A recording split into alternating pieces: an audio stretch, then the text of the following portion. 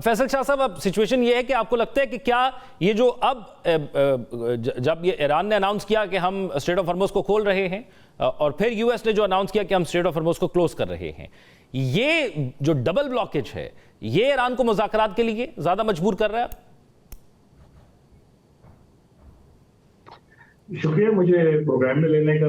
देखिए, ईरान के साथ तो इशू ये है कि ये उसके लिए डू और डाई सिचुएशन है और उसको ये पता है कि जो कुछ आज मैंने फैसला करना है उसी के पस मंजर में मैंने आगे चलना है। तो ईरान की कोशिश ये है कि जो 47 साल से तलवार उसके ऊपर लटकी हुई है वो अब गिर गई है, तो अब वो दोबारा उसके ऊपर ना तानी जाए। तो इसलिए ईरान बहुत तहम्मुल के साथ, बुर्दबारी के साथ और ईरान इस नजरिए के साथ कि एक लॉन्ग टर्म एग्रीमेंट यूएस के साथ हो जाए और ये जो हर 2 साल बाद, कुछ साल बाद, कुछ महीनों बाद उसको थ्रेट किया जाता है, उसके ऊपर एग्रेशन किया जाता है, जारियत की जाती है, वो किसी तरह खत्म हो जाए। तो वो किसी किस्म के प्रेशर में आ नहीं रहा है और यूएस का हाल ये है कि वो फ्रस्ट्रेशन से भरपूर है। एक के बाद यके बाद दीगरे वो एक्शंस ले रहा है, स्टेटमेंट्स दे रहा है। कोई उनकी स्टेटमेंट्स में कोहेरेंस नहीं है, कोई उनके एक्शंस में सिनर्जी नहीं है और कोहेरेंस नहीं है। आप ये देखिए कि सीज फायर लगने के बाद आपने ब्लॉकेट लगाया। अब ब्लॉकेट अगर टेक्निकली आप देखें तो एक्ट ऑफ वॉर होता है। तो इसका तो ये मतलब हुआ कि सीज फायर ब्रीच कर दी अमेरिका ने जिस वक्त ब्लॉकेट का ऐलान किया। फिर आप ईरान की शिप्स पकड़ लेते, दूसरा ब्रीच कर दिया आपने सीज फायर का।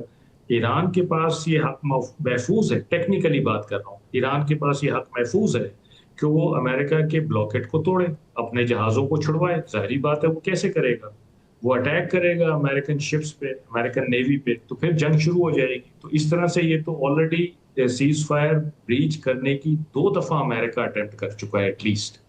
लेकिन ईरान कतई नजर इसके अपना काम कर रहा है। आप देखिए कि सीज फायर की डेडलाइन आ गई, कुछ घंटे रह गए, लेकिन ईरान नहीं माना।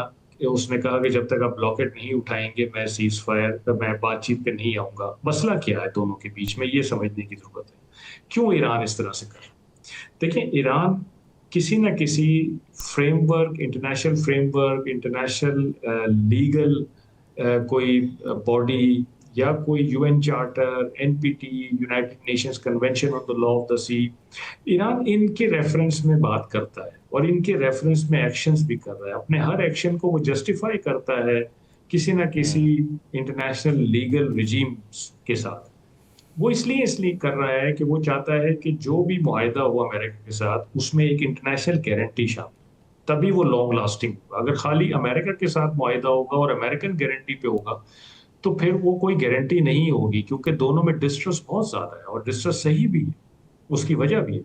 दूसरी तरफ आप अमेरिका को देखिए तो वो उनके तमाम एक्शंस और डिमांड्स दोनों मावरे कानून आपको नजर आते हैं। वो किसी इंटरनेशनल सिस्टम के तहत बात नहीं कर रहे हैं, वो दोस्त धमकी पे बात कर रहे हैं।